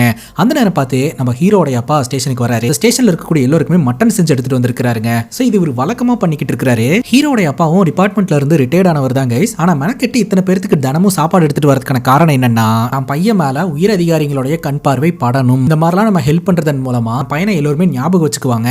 அதன் மூலமா நம்ம ஹீரோக்கு ஏதாவது பதவி உயர்வு கிடைக்கும் அப்படின்றத எதிர்பார்த்து தான் கைஸ் இதெல்லாம் பண்ணிக்கிட்டு இருக்காரு. ஆனா ஹீரோக்கு அப்பா பண்றதுல உடன்பாடே கிடையாது. சொன்னாலும் கேட்கறது இல்ல. அவர் சாப்பாடு எடுத்துட்டு வந்திருக்காரு. அதே சமயம் அந்த ஸ்டேஷன்ல இருக்கிறவங்களும் சாப்பிட்டு பழகிட்டாங்க. சரி சாப்பாடு வந்துருச்சு அப்படின்னு சொல்லிட்டு எல்லாரும் ரவுண்டு கட்டி ஒன்னா சாப்பிடலாம் நினைக்கும் போது போலீஸ் ஸ்டேஷனுக்கு ஒரு போன் கால் வருது. போன் அட்டன் பண்ண உடனே ஹீரோட முகமே மாறுது. உடனடியா எல்லாரும் கிளம்பணும் அப்படின்னு சொல்லிட்டு சாப்பிடாமே எல்லாருமே அந்த இடத்துல இருந்து கிளம்புறாங்க. ஹீரோக்கு இப்ப என்ன வேலை வந்திருக்கு அப்படின்னா சிட்டில இருக்கக்கூடிய சுமா அப்படின்ற ஒரு 16 வயசு சிறுமியும் அந்த சிறுமியோட தம்பியும் மர்மமான முறையில காணாம போயிட்டாங்க. அதை கண்டுபிடிக்கணும் அப்படின்னு சொல்லிட்டு உடனடியா நம்ம ஹீரோ இந்த பசங்களோட வீட்டுக்கு வராருங்க. அப்ப அங்க இருக்கக்கூடிய அதிகாரி சொல்றாரு, அக்கம் பக்கத்துல எல்லாம் விசாரிச்சு பார்த்துட்டோம், இந்த பசங்களை பத்தின எந்த ஒரு தகவலும் கிடைக்கல. பசங்களோட அப்பா ஆர்மியில இருந்தவரு, இந்த பசங்களோட அம்மா டீச்சரா இருந்துட்டு இருக்காங்க. ஒருவேளை இந்த பசங்க வீட்டுல சண்டை போட்டுட்டு எங்காவது போயிருப்பாங்களோ அப்படின்ற ஆங்கிள் விசாரணை பண்ணாலும் வீட்லயும் எந்த ப்ராப்ளமும் இல்ல, எல்லாமே நார்மலா தான் இருந்திருக்குன்றது தெரிய வருது. ஃபர்ஸ்ட் ஆஃப் ஆல் இந்த பசங்களோட அம்மா அப்பா கிட்ட ஹீரோ அறிமுகமாயிக்கிறாரு. பசங்க காணாம போய் எவ்வளவு நேரம் ஆச்சு, என்ன நடந்தது அப்படின்னு கேட்கும்போது இவங்க டீடைல்டா சொல்லிடுறாங்க. ரேடியோ ஸ்டேஷன்ல பாட்டு பாடுறதுக்காக போயிருந்திருக்காங்க. போனவங்க ரிட்டர்ன் வரவே இல்ல. அங்க போய் செக் பண்ணும்போது தான் தெரிய வருது அவங்க ரேடியோ ஸ்டேஷனுக்கே வரல அப்படின்ட்டு. பசங்க காணாம போய் 4 மணி நேரம் ஆச்சு அப்படின்ற மாதிரி சொல்ல பசங்களோட போட்டோஸ் ஏதாவது இருக்குமா அப்படின்னு கேட்கும்போது அவங்க அம்மா போட்டோஸ் எடுத்து கொடுக்குறாங்க. இது நாள் வரைக்கும் இவங்க இந்த மாதிரிலாம் சொல்லாம கொள்ளாம எங்கேயுமே போனதில்ல, இதுதான் ஃபர்ஸ்ட் டைம் அப்படின்ற மாதிரியும் சொல்றாங்க. பசங்க காணாம போறதுக்கு முன்னாடி என்ன கலர் ட்ரெஸ் போட்டிருந்தாங்க அப்படின்னு கேட்கும்போது அம்மா டீடைல்டா எல்லாத்தையும் எக்ஸ்பிளைன் பண்றாங்க. இப்போ ஹீரோ கேட்கிறாரு, உங்க வீட்ல இருக்கக்கூடிய வேல்யூபிள்ஸ் ஏதாவது காணாம போயிருக்கா, ட்ரெஸ் ஏதாவது காணாம போயிருக்கா அப்படின்னு கேட்கும்போது அம்மா டென்ஷன் ஆயிடுறாங்க. ஏங்க எங்க பசங்களை காணோம்னு சொல்லிக்கிட்டு இருக்கோம், எங்க வீட்ல துணிமணி இருக்குதா நகை இருக்குதான்ற மாதிரி கேட்டுக்கிட்டு இருக்கீங்க, அதுவும் சீரியஸ்னஸ் புரியாம அப்படின்ற மாதிரி சொல்ல அப்பா சமாதானப்படுத்துறாரு. அவர் அவரோட வேலையை பாக்குறாரு அப்படின்ட்டு. உடனே நம்ம ஹீரோ சொல்லிடுறாரு, நாங்க எல்லா அங்கேயும் யோசிக்கணும் மேம் அப்படின்ட்டு. அப்புறம் நீங்க சொல்ற இன்ஃபர்மேஷன் அக்கம் பக்கத்துல கொடுத்த ஸ்டேட்மெண்ட் இது எல்லாத்தையும் வச்சு பார்க்கும்போது கிட்னாப்பர்ஸ் தான் இந்த வேலையை பண்ணிருப்பாங்கன்னு தோணுது. பணத்துக்காக உங்க பசங்களை கிட்னாப் பண்ணிருக்கலாம். கண்டிப்பா இந்த கிட்னாப்பர்ஸ் பணம் வேணும் அப்படின்னு சொல்லிட்டு உங்களுக்கு போன் பண்ணுவாங்க. நீங்க போன் கிட்டேயே இருங்க, நம்ம டேப் பண்ணி பிடிச்சிடலாம் அப்படின்ற மாதிரி ஹீரோ சொல்றாரு. பேசிக்கிட்டு இருக்கும் போதே போன் அடிக்கிற சவுண்ட் கேக்குதுங்க. அட்டன் பண்ணுங்க சார் அப்படின்னு சொல்ல இந்த பசங்களோட அப்பா பாத்தீங்கன்னா போனை அட்டன் பண்றாரு. கிட்னாப்பர்ஸ் கிட்ட இருந்து கால் வரல, ஒரு ஹாஸ்பிட்டல்ல இருந்து கால் வந்திருக்குது. 2 சின்ன பசங்களோட அன்ஐடென்டிஃபைடு டெட் பாடி ஹாஸ்பிட்டல்ல இருக்கிறதாகவும் அது உங்க பசங்களான்னு வந்து அடையாளம் காட்டுங்க அப்படின்ற மாதிரி சொல்ல பதறி அடிச்சுட்டு அந்த பசங்களோட அப்பா ஹாஸ்பிட்டலுக்கு போறாருங்க. கூட நம்ம ஹீரோவும் போறாரு. அங்க போய் பார்த்ததுக்கு அப்புறம் தான் தெரிய வருது அது இவங்க பசங்க இல்ல அப்படின்னு சொல்லிட்டு. அப்பதான் இந்த பசங்களோட அப்பாக்கு உசிரே வருதுங்க. அங்க கட் பண்ண இந்த 2 திருட்டு பசங்களோட கதையை நம்ம கிட்ட காட்ட ஆரம்பிக்கிறாங்க. இவனுக்கு 2 பேருமே அந்த குண்டனை பொளந்து அவங்க கிட்ட இருக்கக்கூடிய பணத்தை அடிச்சுட்டு ரயில்வே ட்ராக் பக்கத்துல இருக்கக்கூடிய ஒரு அவனான பில்டிங் வரானுங்க. அங்கதான் இவங்களோட ரூம் இருக்குதுங்க. போன உடனே இந்த ராஜு டயர்டாய் படுத்துறான். அப்ப இந்த பாபு கேக்குறான், எப்படிரா இருந்தது, மஜாவா இருந்தது அப்படின்னு கேட்க, ஏண்டா அந்த குண்டனை பொளந்ததுல வெறும் 6 ரூபா தான் கிடைச்சது, அந்த 6 ரூபாய்க்காக உயிரையே பணைய வைக்கிற நிலைமைக்கு போயிட்டோம். அந்த இடத்துல இருந்து தப்பிச்சு ஓடி வரும்போது அங்க இருந்த செக்யூரிட்டி வேற என்னோட முகத்தை பார்த்துட்டான் அப்படின்னு சொல்ல இந்த பாபு சொல்றான், ஆமா இவர் பெரிய சூப்பர் ஸ்டார், இவர் எங்க போனாலும் இவர் தான் அப்படின்னு கண்டுபிடிச்சிருவாங்க பாரு. ஏண்டா ராஜு, என்னோட வாழ்க்கையில நான் எத்தனை சம்பவத்தை பண்ணிருப்பேன், எங்கூட பார்ட்னரா இருக்கிறதுக்கு நீ புண்ணியம் பண்ணி இருக்கணும்டா அப்படின்னு சொல்ல இந்த ராஜு டென்ஷன் ஆயிடுறான். அப்பவே என் ஃப்ரெண்ட் ஒருத்தன் சொன்னான், உனக்கு எலி பிடிக்கிற வேலை வாங்கி தரேன்டா, வாடா என் கூட வந்து சேர்ந்துக்க அப்படின்ட்டு. நான் தான் கொழுப்பு எடுத்து போய் சேராம உங்கூட வந்து சேர்ந்துட்டேன். இப்ப அவனுக்கு உட்கார்றதுக்கு நேரம் இல்லாம இருக்கிறான், எதுக்குமே வழி இல்லாம நான் இருக்கேன் அப்படின்னு சொல்ல இந்த பாபுக்கு கோவம் வந்துருது. சரிடா நீங்க இருக்க தேவையில்ல, இங்க இருந்து கிளம்பு, போய் அவங்க கூட சேர்ந்து எலி பிடிப்பியோ இல்ல எனத்தையோ பிடிப்பியோ, கிளம்பு மொத அப்படின்ற மாதிரி அடிச்சு விரட்டி விடுறான். ராஜுவும் பாத்தீங்கன்னா அங்க இருக்கக்கூடிய துணிமணி எல்லாம் பேக்ல போட்டுக்கிட்டு கிளம்பும் போது, டே ராஜு டார்லிங் போகாதரா இருடா அப்படின்ற மாதிரி இந்த பாபு கெஞ்ச ஆரம்பிக்கிறான். அட்லீஸ்ட் சாப்பிட்டுட்டாது போவியாமாடா இருடா அப்படின்னு சொல்லிட்டு கூட்டிட்டு போய் பன்னு வாங்கி தரான். இவனுக்கு 2 பேருமே சாப்பிடுறானுங்க. அப்ப இந்த பாபு சொல்றான், இந்த மாதிரி சின்ன சின்ன வேலைகளை எல்லாம் பண்ணிக்கிட்டு இருந்தோம்னா வாழ்க்கையில செட்டில் ஆகவே முடியாது, அதனால பெருசா ஏதாவது பண்ணணும், அப்பதான் வாழ்க்கையில செட்டில் ஆக முடியும் அப்படின்னு சொல்ல ராஜு பாபுவை பாக்குறான். இவன் எப்படியும் 7:30 கூட்டிடுவான் அப்படின்ற மாதிரி தோணுது. என்னை நீ அடிச்சே கொன்றியா, தேவையில்லாத பிரச்சனை எல்லாம் மாட்டி விடாத அப்படின்னு ராஜு சொல்ல பாபு சொல்றான், வாழ கத்துக்கடா டுபுக்கு, மஜாவா இரு, இத்த குடி, எல்லாத்தையும் நான் பாத்துக்கிறேன் அப்படின்ற மாதிரி இவன் சொல்றான். மறுபடியும் இவனுக்கு 2 பேரும் சேர்ந்துக்கிறானுங்க. அங்க கட் பண்ணா ஹீரோவுடைய தலைமையில இந்த பசங்களை தேடிக்கிட்டு இருந்தாங்க இல்லையா, சோ அந்த தேடுதல்ல சந்தேகத்தின் அடிப்படையில ஒரு கிரிமினலை போட்டு பொலவலன்னு பொளக்குறாங்க. உண்மையை சொல்ல அந்த பசங்க எங்க அப்படின்னு கேட்க, இன்னும் ஒரு காலத்துல தானே இந்த மாதிரியான வேலையில எல்லாம் ஈடுபட்டு இருந்தேன், இப்ப திருந்தி நல்லவனா தான் வாழ்ந்துகிட்டு இருக்கிறேன், எனக்கும் அந்த பசங்க காணாம போனதுக்கும் எந்த ஒரு தொடர்பும் இல்ல அப்படின்னு அந்த கிரிமினல் சொல்றான். ஆனா ஹீரோ சொல்றாரு இவன் போய் சொல்றான் இவனை போட்டு பொலங்க அப்படின்னு சொல்ல போட்டு அடி அடி நடிக்கிறாங்க. அப்ப இவன் ஒரு பேரை சொல்றான், பிரிட்ஜு அப்படின்ற ஒருத்தர் இருக்கிறான். அவனுடைய கேங் தான் வந்து இப்ப குழந்தைங்க கடத்தல்ல ஈடுபட்டு இருக்காங்க. இவங்க இந்த மாதிரி சிறுவர் சிறுமிகளை டார்கெட் பண்ணி கடத்தி கல்ஃபுக்கு அனுப்பி வைப்பாங்க கூலி தொழிலுக்கு. அதன் மூலமா அவங்களுக்கு பணம் கிடைக்கும். கடத்தப்படுற பசங்களை எல்லாம் ஊர்ல இருக்கக்கூடிய ஒரு காட்டுக்குள்ள தான் வச்சிருப்பாங்க அப்படின்ற மாதிரி சொல்ல உடனடியே இவங்க எல்லாருமே ஸ்டேஷனுக்கு போறாங்க. நம்ம ஹீரோ இருக்கிறார் இல்லையா, ரெஜிஸ்டர்ல சைன் போட்டு துப்பாக்கி ஒண்ணு வாங்குறாருங்க. இதுக்கு முன்னாடி துப்பாக்கி எப்போ வாங்கணும்னு ஞாபகம் இருக்கா அப்படின்னு ஸ்டேஷன்ல இருக்கக்கூடிய எல்லாருமே யோசனை பண்றாங்க. அப்படி ஒண்ணு நடந்த மாதிரியே ஞாபகம் இல்ல அப்படின்ற மாதிரி யோசனை பண்றாங்க. இந்த ஸ்டேஷனுக்கு பெருசா சீரியஸான வழக்கெல்லாம் வந்ததே இல்ல போலங்க. ஃபைனலி போலீஸ்காரங்க அந்த காட்டு பகுதிக்குள்ள டார்ச்சை வச்சுக்கிட்டு தேட ஆரம்பிக்கிறாங்க. ஆளுக்கு ஒரு பக்கம் தேட ஆரம்பிக்கிறாங்க. அங்க கட் பண்ண இந்த ரெண்டு திருட்டு பசங்களோட கதையை நம்ம கிட்ட காட்டுறாங்க. இவங்க ரெண்டு பேருமே பாத்தீங்கன்னா ரோட்ல நின்னுட்டு இருக்கக்கூடிய கார் கண்ணாடி உடைச்சு அந்த காரை திருடுறானுங்க. என்னையா பண்ணிட்டு இருக்க, எனக்கு பயமா இருக்கு அப்படின்னு இந்த ராஜு சொல்றான். நான் சொல்றதை மட்டும் கேட்டுட்டு என் கூட இரு அப்படின்னு சொல்ல இவனும் சரின்னு கேட்டு அந்த கார்ல ஏறிக்கிறான். இவனுக்கு ரெண்டு பேருமே பாத்தீங்கன்னா தனியா இருக்கக்கூடிய ஒரு வீட்டை டார்கெட் பண்றானுங்க. முகத்தை எல்லாம் துண்டை வச்சு மறைச்சுக்கிட்டு அந்த வீட்டுக்குள்ள நுழைறானுங்க. இவனுங்க போன நேரம் அந்த வீட்டுக்குள்ள ஒரே ஒரு வயசானவர் மட்டும் தான் இருப்பாரு. அந்த வயசானவரை கட்டி வச்சுட்டு அந்த வீட்டுல இருக்கக்கூடிய பொருட்களை எல்லாம் அப்படியே அள்ளி எடுத்துட்டு வந்து ஒரு துணியில போட்டு கட்டிக்கிட்டு இருப்பானுங்க. குறிப்பா இந்த வீட்டுல இருக்கக்கூடிய ஆன்டிக் பொருட்களை தான் கொள்ளையடிக்கிறானுங்க. சம்பவம் பண்ணிக்கிட்டு இருக்கும் போது திடீர்னு இந்த பாபு பைய ஒலைய காணுங்க. இந்த ராஜுவை பிடிச்சி இந்த வயசானவர் அடிக்க ஆரம்பிச்சிடுறாருங்க. எப்படியோ அந்த வயசானவர் கிட்ட இருந்து தப்பிச்சுட்டு ஒரு ஆன்டிக் பொருளை தூக்கிட்டு அந்த வீட்டுல இருந்து தப்பிச்சு வெளியில ஓடி வந்து பார்த்தா இந்த பாபு காருக்குள்ள தான் உட்காந்துக்கிட்டு இருப்பான். இங்கேயா போயிட்ட, ஒரு செகண்ட் விட்டுட்டு போயிட்டேன்னு உயிரே போயிடுச்சு அப்படின்ற மாதிரி சொல்லிட்டு இந்த பொருட்களை எல்லாம் வைக்கலான்னு காருக்கு பேக் சைட்ல பார்த்தா தக்காளி அங்கதான் கைஸ் ஒரு தாறுமாறான அதிர்ச்சி. இந்த குடும்பத்தை சார்ந்த ஒரு சின்ன பையனை கட்டி போட்டு வச்சிருக்காங்க இந்த பாபு. என்னையா பண்ணி வச்சிருக்க, அந்த பையனை அவுத்து விடு, பெரிய ப்ராப்ளம் ஆகும் அப்படின்னு இந்த ராஜு சொல்றான். ஆனா பாபு ஒத்துக்க மாட்டேன்றான். இந்த ஆன்டிக் பொருட்களை எல்லாம் கொண்டு போய் கடையில கொடுத்தா 100 ரூபாய்க்கு தான் தேரும். இதுவே இந்த பையனை கடத்தி தூக்கிட்டு போய் வச்சுட்டு போன் பண்ணி மிரட்டினா இந்த பையனோட அப்பா சொத்தையே எழுதி கொடுத்துருவான் அப்படின்னு சொல்ல இந்த ராஜு ஒத்துக்கவே மாட்டேன்றான். இவங்க ரெண்டு பேருக்குள்ள ஆர்குமெண்ட் ஆகுது. ஆனா பாபு ஒரு மிரட்டிடுவான். நான் சொல்றபடிதான் எல்லாம் நடக்கணும், அந்த பையனும் சரி நீயும் சரி அப்படின்னு சொல்ல இந்த ராஜுவே பயந்துடுறான். அங்க கட் பண்ணா நம்ம ஹீரோட டீம் அந்த காட்டுக்குள்ள டார்ச் எல்லாம் அடிச்சுட்டு தேட ஆரம்பிச்சாங்க இல்லையா. ஹெவியா மழை வேற பெய்ய ஆரம்பிச்சிருச்சுங்க. போலீஸ்காரங்க இதுக்கு மேல நம்ம ஃபர்தரா போறதுனால எந்த பிரயோஜனம் இல்ல சார், நமக்கு பெருசா எதுவும் கிடைக்காது, நம்ம திரும்ப போயிடலாம் அப்படின்னு சொல்றாங்க. ஆனா ஹீரோ சொல்றாரு இன்னும் கொஞ்சம் உள்ள போய் பார்க்கலாம் அப்படின்ட்டு. இந்த காரோட லென்த் பல கிலோமீட்டருக்கு பரவி கிடக்குது. போனா போய்கிட்டே தான் சார் இருக்கணும் அப்படின்னு சொல்லிட்டு இவங்க தேடுதல் வேட்டையை நிப்பாட்டிட்டு திரும்ப போறாங்க. இந்த பசங்களோட அம்மா அப்பா வீட்டுல என்ன மனநிலையில இருக்காங்க அப்படின்றத நம்ம கிட்ட காட்டுறாங்க. இந்த பசங்களோட அம்மா சொல்றாங்க நம்ம பசங்க எங்க இருந்தாலும் சேஃபா தான் இருப்பாங்க, அவங்க திரும்ப வந்துருவாங்க அப்படின்னு கொஞ்சம் தைரியத்தை வரவழைச்சுக்கிட்டு இருக்காங்க. அடுத்த நாள் காலையில லோக்கலை சார்ந்த ஒருத்தர் ஆடு மேய்க்கிறதுக்காக அந்த காட்டுக்குள்ள போறாருங்க. அப்படி காட்டுக்குள்ள போகும்போது ரத்த கரையோட ஒரு ஷூ அவருக்கு கிடைக்குது. என்னடா அது அப்படின்னு சொல்லிட்டு அந்த ஷூவை கையில எடுத்துக்கிட்டே கொஞ்சம் தூரம் முன்னாடி போய் பார்த்தா இந்த பசங்க சடலமா அந்த இடத்துல கிடக்குறாங்க. அவங்க ஒட்டம்பெல்லாம் ரத்தமா இருந்துகிட்டு இருக்குது. அதை பார்த்து மிரண்டு போன இந்த ஆடு மேய்க்கிறவரு தெரிச்சடிச்சுட்டு ஓட ஆரம்பிக்கிறாருங்க. போலீஸ்க்கு தகவல் தெரிஞ்சு ஹீரோட டீம் அந்த இடத்துக்கு வந்து இன்வெஸ்டிகேஷன் பண்றாங்க. போட்டோகிராஃப்ஸும் எடுக்கிறாங்க. அப்படி செக் பண்ணி பார்க்கும்போது தான் தெரிய வருது இந்த பசங்களோட உடம்புல 17 இடத்துல வெட்டுக்காயங்கள் இருக்கு அப்படின்ட்டு. அதுவும் ரொம்ப ஷார்ப்பான ஆயுதங்கள்னால வெட்டி இருக்கிறாங்க அப்படின்றது தெரிய வருது. சோ போஸ்ட்மார்ட்டம் ரிப்போர்ட்டுக்கு அனுப்புனாதான் ஃபர்தரா என்னன்னு தெரிய வரும். கிரைம் சீன்ல ஏதாவது க்ளூஸ் கிடைக்குதா அப்படின்னு சொல்லி செக் பண்ணி பார்க்கறாங்க. அப்படி செக் பண்ணி பார்க்கும்போது இந்த பசங்களுடைய ஷூஸும் அந்த பொண்ணு போட்டிருந்த ஷாலும் ரத்தத்துல நனைஞ்ச மாதிரி கிடக்குதுங்க. இந்த பசங்க ரெண்டு பேரும் சாவறதுக்கு முன்னாடி எத்தனை வேதனைகளை அனுபவிச்சிருக்காங்க அப்படின்னு கிரைம் சீனை பார்த்தாலே தெரியுது. இதுல ஹீரோக்கு இருக்கக்கூடிய மிகப்பெரிய கில்ட் என்னன்னா நேத்து ராத்திரி இதே இடத்துக்கு இவங்க செக் பண்றதுக்காக வந்து இருந்திருக்காங்க. 300 மீட்டருக்கு முன்னாடி இந்த கான்ஸ்டபிள்ஸ் எல்லாம் இதுக்கு மேல ஃபர்தரா போவேனா சார் அப்படின்ற மாதிரி சொன்னதுனால இவங்க திரும்ப போயிருந்திருப்பாங்க. ஆனா ஹீரோ அவங்க பேச்சையெல்லாம் கேட்காம இன்னும் கொஞ்சம் ஃபர்தரா உள்ள வந்திருந்தாருன்னா ஏதாவது ஒன்று பண்ணியிருக்க முடியும் அப்படின்னு ஹீரோக்கு ரொம்ப கில்ட்டா இருக்குதுங்க. இப்போ எஸ்பி அந்த இடத்துக்கு வராரு. எஸ்பி கிட்ட போயிட்டு நம்ம ஹீரோ டீடைலா எக்ஸ்பிளைன் பண்ணிட்டு இருக்காரு. ஆக்சுவலா அந்த பசங்களோட வயசு, அவங்க போட்டிருந்த ட்ரெஸ் எல்லாத்தையும் வச்சு பார்க்கும்போது இது அசோக் மற்றும் மோனாவோடைய பசங்க தான் அப்படின்றது கன்ஃபார்ம் ஆகுது சார் அப்படின்னு சொல்ல மர்டர் வெப்பன் கிடைச்சதா அப்படின்னு கேட்க தேடிக்கிட்டு இருக்கிறோம் அப்படின்னு ஹீரோ சொல்றாரு. நேற்று சாயங்காலம் ஸ்கூட்டர்ல போன ஒரு நபர் கிட்ட இவங்க ரெண்டு பேரும் லிஃப்ட் கேட்டு இருந்திருக்காங்க.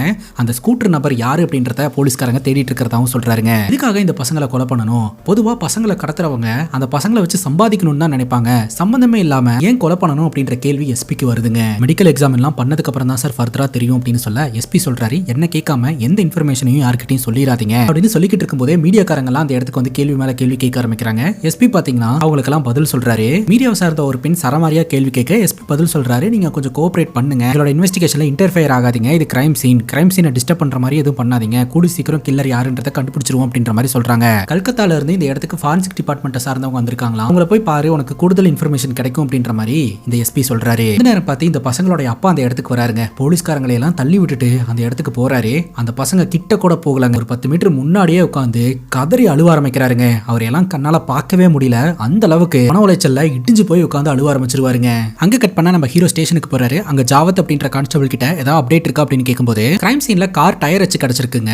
அந்த காரோடைய சைடு மிரரும் கிடைச்சிருந்திருக்குது. பட் அது எந்த கார் அப்படின்னு தெரியல. கார் டயரோட அச்சை வச்சு அது என்ன மாடல் கார் அப்படின்றத கண்டுபிடிச்சு கண்டுபிடிச்சிட்டாங்க. ஆனா கார் கிரைம் சீன்ல கிடைக்கலங்க. அது மட்டும் இல்லாம சிட்டில திருட்டு போன காருங்களோட லிஸ்ட் எல்லாம் எடுத்துக்கிறோம், செக் பண்ணிட்டு இருக்கோம் அப்படின்னு சொல்ல எந்த கரேஜும் விட்டுறாதீங்க, எல்லா கரேஜ்லயுமே போய் தேடுங்க அப்படின்ற மாதிரி ஹீரோ சொல்றாரு. அப்பதான் ஸ்டேஷனுக்கு சிங் ஒருத்தர் வராருங்க. அவர் வேற யாரும் கிடையாது, அந்த பசங்க சாவறதுக்கு முன்னாடி இவரு தான் ஸ்கூட்டர்ல லிஃப்ட் கொடுத்தவரு அப்படின்னு சொல்லிட்டு அவரே வந்து பேசுறாருங்க. என்ன நடந்திருக்கு அப்படின்னா, இந்த பசங்க ரெண்டு பேரும் ரேடியோ ஸ்டேஷன் போறதுக்காக பஸ் ஸ்டாப்ல வந்து நின்று இருக்காங்க. பஸ் வராதனால லிஃப்ட் கேட்டு போயிடலாம் அப்படின்னு சொல்லிட்டு ஸ்கூட்டர்ல வந்து இந்த சிங்கு கிட்ட ரேடியோ ஸ்டேஷனுக்கு போகணும் அப்படின்னு லிஃப்ட் கேட்டு இருந்திருக்காங்க. ஆனா இந்த சிங்கு ரேடியோ ஸ்டேஷன் வரைக்கும் நான் போகல, அதுக்கு முன்னாடியே போலோ கிளப்ல எனக்கு ஒரு ஈவென்ட் இருக்குது, அதனால நான் அங்க போறேன், அது வரைக்கும் டிராப் பண்றேன் அப்படின்னு சொல்லிட்டு அங்க டிராப் பண்ணிட்டு போயிருந்திருக்காருங்க. அதுக்கப்புறம் அந்த பசங்க எங்க போனாங்க என்ன ஆனாங்கன்னு தெரியல அப்படின்ற மாதிரி இவர் சொல்றாரு. அந்த பசங்களை பார்க்கும்போது எப்படி இருந்தாங்க, யாராச்சும் துரத்துற மாதிரியோ இல்ல பயத்திலேயோ பதறத்திலேயோ இருந்த மாதிரி இருந்தது அப்படின்னு கேட்கும்போது அவங்க ரொம்ப சந்தோஷமா இருந்தாங்க சார், ரேடியோ ஸ்டேஷனுக்கு போக போறோம் அப்படின்ற குஷியில இருந்தாங்க, இந்த மாதிரிலாம் நடக்கும்னு தெரிஞ்சிருந்துச்சுன்னா நானே கொண்டு போய் விட்டுட்டு வந்திருப்பேன் அப்படின்ற மாதிரி இந்த ஸ்கூட்டர்காரர் சொல்றாருங்க.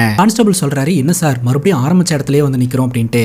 ஹீரோ சொல்றாரு, இங்க இருந்து கிரைம் சீனுக்கு கரெக்டா 4 கிலோமீட்டர் இருக்கு, எனக்கு தெரிஞ்சு கில்லர் பசங்களை இங்க இருந்து தான் தூக்கிருப்பான். கிரைம் சீனுக்கு இந்த இடத்துல இருந்து ரீச் பண்றதுக்கு ஒரு 3-4 ரூட் இருக்குது, அந்த 3-4 ரூட்லயும் நம்ம ஆளுங்களை அமுச்சுட்டு விசாரிக்க சொல்லுங்க, ஏதாவது டீடைல்ஸ் கிடைக்கும், யாராவது பாத்துருப்பாங்க அப்படின்ற மாதிரி விசாரணையை தொடங்குறாருங்க. இப்ப பசங்களோட டெட் பாடியை வீட்டுக்கு எடுத்துட்டு வராங்க. வீட்டுல உறவினர்கள்லாம் இருக்கிறாங்க, பயங்கரமா அழுதுகிட்டு இருக்காங்க. அப்ப இந்த பசங்களோட அம்மா நான் முகத்தை பார்க்கணும் அப்படின்னு சொல்ல இல்ல வேண்டாம் அப்படின்ற மாதிரி அப்பா சொல்றாரு. நான் பார்க்கணும்னு சொல்றேன்ல அப்படின்ற மாதிரி சொல்ல உடனே முகத்தை காட்டுறாங்க. இந்த மோனை பாத்தீங்கன்னா இல்ல இது நம்ம பசங்க இல்ல, நம்ம பசங்க வெளியில தான் எங்கேயோ சேஃபா இருக்கிறாங்க, கண்டிப்பா வந்துருவாங்க அப்படின்ற மாதிரி சொல்லிட்டு அவங்க அழுவவே இல்லைங்க, ஒரு மாதிரி திடமாவே உட்காந்துக்கிட்டு இருப்பாங்க. அதுக்கப்புறம் இந்த பசங்களோட டெட் பாடியை எடுத்துட்டு போயிட்டு இறுதி சடங்கு எல்லாத்தையுமே அவங்க அப்பா பண்றாரு. அங்க கட் பண்ணா இந்த திருட்டு பசங்களோட கதையை நம்ம கிட்ட காட்டுறாங்க. பணக்கார வீட்டுல இருந்து ஒரு சின்ன பையனை கைய காலெல்லாம் கட்டி கடத்திட்டு வந்தாங்க இல்லையா, ஒரு எஸ்டிடி பூத்ல இருந்து அந்த பையனோட அப்பாக்கு போன் அடிக்கிறாங்க. உன்னோட பையன் என்னோட கஸ்டடியில தான் இருக்கிறான், நான் சொல்ற இடத்துக்கு சொல்ற டைமுக்கு நீ பணத்தை கொண்டாந்து வச்ச அப்படின்னா உன் பையன் உயிரோட வீடு திரும்புவான் அப்படின்ற மாதிரி மிரட்டிட்டு போனை கட் பண்ணிடுறான். அதே சமயம் இந்த பாபுன்றவன் ஒரு ஹாஸ்பிட்டல் இருக்கக்கூடிய நர்ஸை காதலிச்சுக்கிட்டு இருக்கான் போல. இப்போ தன்னோட காதலியை பாக்குறதுக்காக அந்த ஹாஸ்பிட்டலுக்கு போறான். ஒரு மெடிக்கல் ரூமுக்குள்ள அந்த காதலி கிட்ட ஜாலியா ரொமான்ஸ் பண்ணிக்கிட்டு இருக்கான். அந்த பொண்ணு தள்ளி விடுறா, இதுக்கு இந்த மாதிரிலாம் பண்ணிட்டு இருக்க, இப்போ எதுக்காக இங்க வந்திருக்க அப்படின்னு கேட்கும்போது உன்னை பார்த்துட்டு போலான்னு தான் வந்தேன் அப்படின்னு சொல்லி ரோஸ் கொடுத்து ப்ரப்போஸ் பண்றான். இத்தனை நாள் வரவே இல்லை, இத்தனை நாள் நீ எங்க போன அப்படின்னு கேட்கும்போது இங்க தான் இருந்தேன், உன்னோட மனசுல தான் இருந்தேன் அப்படின்ற மாதிரி பிக்கப் லைன் எல்லாம் போட்டு தாக்கிட்டு இருக்கான். அது மட்டும் இல்லாம இதுக்கு மேல இந்த ஹாஸ்பிட்டல்ல நீ வேலை பார்க்கறதெல்லாம் போ, எனக்கு ஒரு இடத்துல இருந்து பெரிய அமௌண்ட் வரதா இருக்குது, அது வந்தது அப்படின்னா நம்ம லைஃப் செட்டில்டு அப்படின்ற மாதிரி சொல்ல நிஜமா தான் சொல்றியா அப்படின்னு காதலி கேட்கிறா. பட்னி இவன் தன்னோட காதலியை கிஸ் பண்ண ஆரம்பிச்சிடறான். அந்த பொண்ணு தள்ளி விடுறா. டாக்டர் பார்த்தாங்க பெரிய பிரச்சனை யாரு அப்படின்ட்டு, உன்னை பார்க்கணும்னா கூட டாக்டர் கிட்ட போய் சீட் எழுதி வாங்கிட்டு வரணும் போல அப்படிங்கும் போது பாபுவோட காதலி கேட்கிறா, நீ சம்பாதிக்கிறன்ற பேர்ல தவறான வேலை எதுவும் பண்ணல அப்படிங்கும் போது பணம் எப்படி வந்தா உனக்கு என்ன, என்ஜாய் பண்றது தான் உன்னோட வேலை, சம்பாரிச்சு கொண்டாந்து கொடுக்குறேன் நீ மஜா பண்ணு என்ன அப்படின்ற மாதிரி சொல்லிட்டு அந்த இடத்துல இருந்து கிளம்பிடுறான். அங்க கட் பண்ணா இந்த ராஜுவை காட்டுறாங்க. இந்த ராஜு தான் பாத்தீங்கன்னா அந்த பையனை பக்கத்துல இருந்து பாத்துக்கிட்டு இருக்கான். அந்த பையனுக்கு ரெண்டுக்கு போகணும் கூட்டிட்டு போங்க அப்படின்ற மாதிரி சொல்ல சரி வாடா அப்படின்னு சொல்லிட்டு பக்கத்துல இருக்கக்கூடிய ரயில்வே ட்ராக்கு இந்த பையனை கூட்டிட்டு போக, நான் போறதை நீங்க பார்க்க கூடாது திரும்பி நில்லுங்க அப்படின்னு சொல்ல இதுதான் சான்ஸ் அப்படின்னு சொல்லிட்டு அந்த இடத்துல இருந்து தப்பிச்சு ஓடிடுறாங்க. ரொம்ப நேரமா பையனோட சத்தத்தை காணாமேன்னு திரும்பி பார்த்தா ரொம்ப தூரத்துல ஓடிக்கிட்டு இருக்கான். இந்த ராஜு பாத்தீங்கன்னா அடிச்சு புடிச்சு ஓடி வந்து இந்த பையனை பிடிச்சிடறான். அதே சமயம் இந்த பாபு அந்த பையனோட அப்பா கிட்ட ஒரு பர்டிகுலர் பிளேஸ் சொல்லி அந்த இடத்துல கொண்டாந்து பணத்தை வச்சிரு, நான் வந்து எடுத்துப்பேன், அதுக்கப்புறம் பையனை ரிலீஸ் பண்ணிடுவேன் அப்படின்ற மாதிரி மிரட்டி இருந்திருப்பான். அந்த இடத்துல போய் ஒளிஞ்சுக்கிட்டு இருப்பான். கொஞ்ச நேரத்திலேயே அந்த பையனோட அப்பா ஒரு பேக்ல பணத்தை எடுத்துட்டு வந்து அந்த இடத்துல வச்சுட்டு கிளம்பிடுவாருங்க. பணம் வந்துருச்சு, பணத்தை எடுத்துட்டு கிளம்பிடலாம்னு சொல்லிட்டு போய் பணத்து மேல கைய வச்சா ரவுண்டு கட்டுறானுங்க. யாரா இவனுங்க அப்படின்னு பார்த்தா போலீஸ்காரங்க. இவனை பிடிக்கிறதுக்கு ஸ்கெட்ச் போட்டுருக்காங்க அப்படின்னு சொல்லிட்டு அவங்களை எல்லாம் தள்ளி விட்டுட்டு ரொம்ப வேகமா ஓட ஆரம்பிக்கிறான். அவங்களும் துரத்திக்கிட்டே வந்துட்டு இருக்காங்க. பலதரப்பட்ட போராட்டத்துக்கு பின்னாடியும் இந்த பாபு தப்பிச்சு ஓடிடுறான். அங்க கட் பண்ணா ஃபாரன்சிக் டாக்டரை மீட் பண்றதுக்காக நம்ம ஹீரோ வந்திருக்காரு. இந்த டாக்டர் சில அதிர்ச்சியான இன்ஃபர்மேஷன்ஸையும் போட்டோஸையும் காட்டுறாருங்க. இந்த சுமாவுடைய தம்பி சுஹேல் இருக்கான் இல்லையா, அவனோட கையில பிராக்சர் ஆயிருக்குது, உடம்பெல்லாம் வெட்டுக்காயங்களா இருந்துட்டு இருக்குது. அந்த வெட்டுக்காயங்களை எல்லாம் வச்சு பார்க்கும்போது ரொம்ப ஷார்ப்பான மற்றும் நீளமான ஒரு ஆயுதத்தை வச்சு தான் அட்டாக் பண்ணியிருக்காங்கன்னு தெரிய வருது. கத்தியா இருக்குமா அப்படின்ற மாதிரி ஹீரோ கேட்கிறாரு. இல்ல பழங்காலத்துல பயன்படுத்தக்கூடிய வாள் மாதிரி இருக்குது அப்படின்ற மாதிரி இவர் சொல்றாரு. ஏன்னா வெட்டுக்காயங்கள் எல்லாமே ரொம்ப டீப்பா இறங்கி இருக்கு. அந்த பொண்ணு சுமாவை பொறுத்த வரைக்கும் அவளுடைய தலையில பலமா அடிச்சதுனால தான் அவ இறந்து போயிருக்கா. அதே வாள் வச்சு அடிச்சிருக்காங்களா அப்படின்னு கேட்கும்போது இல்ல கட்டையால அடிச்சிருக்காங்க. சுமாவை வெறும் பிசிக்கல் அசால்ட் மட்டும் தான் பண்ணிருக்காங்களா இல்ல பாலியல் தொந்தரவு ஏதாவது பண்ணிருக்காங்களா அப்படின்றத ஃபர்தரா இன்னும் இன்வெஸ்டிகேஷன் பண்ணாதான் கண்டுபிடிக்க முடியும். பாடி ஃபுல்லா நைட் பெஞ்ச மலையில இருந்ததுனால ஏகப்பட்ட எவிடன்ஸ் மிஸ் ஆயிடுச்சு அப்படின்ற மாதிரி இந்த ஃபாரன்சிக் டாக்டர் சொல்றாரு. இப்ப ஃபாரன்சிக் டிபார்ட்மெண்ட் கிட்ட இருந்து ஒரு பெரிய லீடு கிடைக்குதுங்க. அது என்ன லீடு அப்படின்னா, கிரைம் சீன்ல வந்துட்டு அந்த காரோடைய சைடு மிரர் கிடைச்சது இல்லையா, அந்த மிரர்ல பாத்தீங்கன்னா லைட்டா பச்சை கலர் பெயிண்ட் ஒட்டிக்கிட்டு இருந்திருக்கும். இதை வச்சு பார்க்கும்போது அந்த காரோடைய கலர் பச்சை கலரா தான் இருக்கும் அப்படின்னு சொல்லிட்டு உடனடியா எல்லா செக் போஸ்ட்டுக்கும் இவரு இன்ஃபர்மேஷன் கொடுத்துறாரு. நம்ம தேடிட்டு இருக்கக்கூடிய மாடல்ல பச்சை கலர் கார் வந்ததுன்னா உடனடியா நீ பாட்டி செக் பண்ணுங்க அப்படின்னு சொல்லிட்டு செக் போஸ்ட்ல இவரும் போய் செக் பண்ணிக்கிட்டு இருப்பாருங்க. அந்த நேரம் பார்த்து ஸ்டேஷன்ல இருந்து கால் வரும். எஸ்பி ஸ்டேஷனுக்கு வந்திருக்கிறதா சொல்லுவாங்க. அதனால எஸ்பியை பாக்குறதுக்காக இவர் ஸ்டேஷனுக்கு வருவாருங்க. வந்து பார்த்தா நம்ம ஹீரோட அப்பா எஸ்பிக்கு மட்டன் கொடுத்து சாப்பிட வச்சுக்கிட்டு இருப்பாரு. அவரும் இந்த மட்டன் கறியை சுவைச்சு பார்த்துட்டு நல்லா இருக்கு அப்படின்ற மாதிரி சொல்லிக்கிட்டு இருப்பாரு. 15 வருஷத்துக்கு முன்னாடி உங்க பையன் சின்ன சின்ன பையனா இருக்கும்போது எனக்கு மட்டன் கொண்டாந்து கொடுத்தீங்க, அப்ப இருந்த அதே டேஸ்ட் இப்பவும் இருக்குது அப்படின்னு சொல்லிக்கிட்டு இருக்க ஹீரோ போவாருங்க. ஹீரோட அப்பா சொல்வாரு, உனக்கு சாப்பாடு கொடுக்கலான்னு வந்தேன், பார்த்தா எஸ்பி இருந்தாரு, எஸ்பியை பார்க்க முடிஞ்சது அப்படின்ற மாதிரி சொல்ல, உங்க அப்பா சூப்பரா சமைக்கிறாரு, நீயும் கத்து வச்சுக்கோ, கண்டிப்பா ஒரு நாள் யூஸ் ஆகும் அப்படின்ற மாதிரி சொல்றாருங்க. இதெல்லாம் கேட்கும்போது ஹீரோக்கு ஒரு மாதிரி தர்ம சங்கடமா இருந்துகிட்டு இருக்குது. அப்பா சொன்னாலும் கேட்க மாட்டேன்றாரு, இந்த மாதிரி சாப்பாடு எடுத்துட்டு வந்து கொடுத்து நம்ம மானத்தை வாங்கிட்டு இருக்காரு அப்படின்னு. எஸ்பி எதுக்காக நம்ம ஹீரோ பாக்குறதுக்காக வந்திருக்காருன்னா, சம்பவம் நடந்து 24 மணி நேரம் ஆயிடுச்சு, கொலைகாரனை பத்தின எந்த ஒரு லீடும் ஹீரோ கண்டுபிடிக்கவே இல்ல, அதனால இந்த வழக்குல வேற ஒரு ஆபீசரை போட போறதா சொல்லிக்கிட்டு இருக்காருங்க. ஹீரோ சொல்றாரு, சார் கொஞ்சம் டைம் கொடுங்க, மர்டர் வெப்பன் ஒரு வாள் அப்படின்றத கண்டுபிடிச்சிருக்கேன், பசங்களை கடத்துறதுக்கு பயன்படுத்தப்பட்ட காரோட மாடல் கலர் எல்லாத்தையுமே கண்டுபிடிச்சிருக்கேன், கூடி சீக்கிரம் கில்லரை பிடிச்சிருவேன் அப்படின்ற மாதிரி சொல்ல, சரி இதெல்லாம் கண்டுபிடிச்சிருக்கேன்னு சொல்றல, இதெல்லாம் எங்க அப்படின்னு கேட்க ஹீரோ கிட்ட பதில் இல்லைங்க. ஏன்னா இதெல்லாம் யூகமா தான் ஹீரோ கண்டுபிடிச்சிருக்காரே தவிர எதையுமே பிசிக்கலா கொண்டாந்து சப்மிட் பண்ண கிடையாது. எஸ்பி சொல்றாரு, நீ எக்ஸாமுக்கு ப்ரிப்பேர் ஆயிட்டு இருந்தல, நீ அதுல கான்சென்ட்ரேட் பண்ணு அப்படின்னு சொல்லிட்டு அந்த இடத்துல இருந்து கிளம்பிடுறாருங்க. இப்படி இந்த வாரத்துக்குள்ள ஹீரோவை இந்த வழக்குல இருந்து தூக்கிடுவாங்க. வேற ஒரு ஆபீசர் தான் இந்த வழக்கை இன்வெஸ்டிகேஷன் பண்ண போறாரு. ஒரு பெரிய கேஸ் ஹீரோக்கு கிடைச்சது, இந்த கேஸை எப்படியாவது சால்வ் பண்ணிடலாம் அப்படின்னு ஹீரோ நினைச்சாரு, அதற்கான முயற்சியும் எடுத்தாரு. ஆனா ஹீரோட இன்வெஸ்டிகேஷன்ல நம்பிக்கை இல்லாதனால வேற ஒரு அதிகாரியை போடலாம் அப்படின்ற மாதிரி பாக்குறாங்க. ஹீரோட அப்பாவும் பாத்தீங்கன்னா டிபார்ட்மெண்ட்ல வேலை பார்த்தவர் தாங்க. ஆனா எல்லாருமே போலீஸ்காரன் பையன் அப்படின்ற மாதிரி பேச மாட்டாங்க, ஒரு சமையல்காரனோட பையன் அப்படின்ற மாதிரி தான் பேசுவாங்க. அங்க கட் பண்ணா இந்த 2 திருட்டு பசங்களோட கதையை நம்ம கிட்ட காட்ட ஆரம்பிக்கிறாங்க.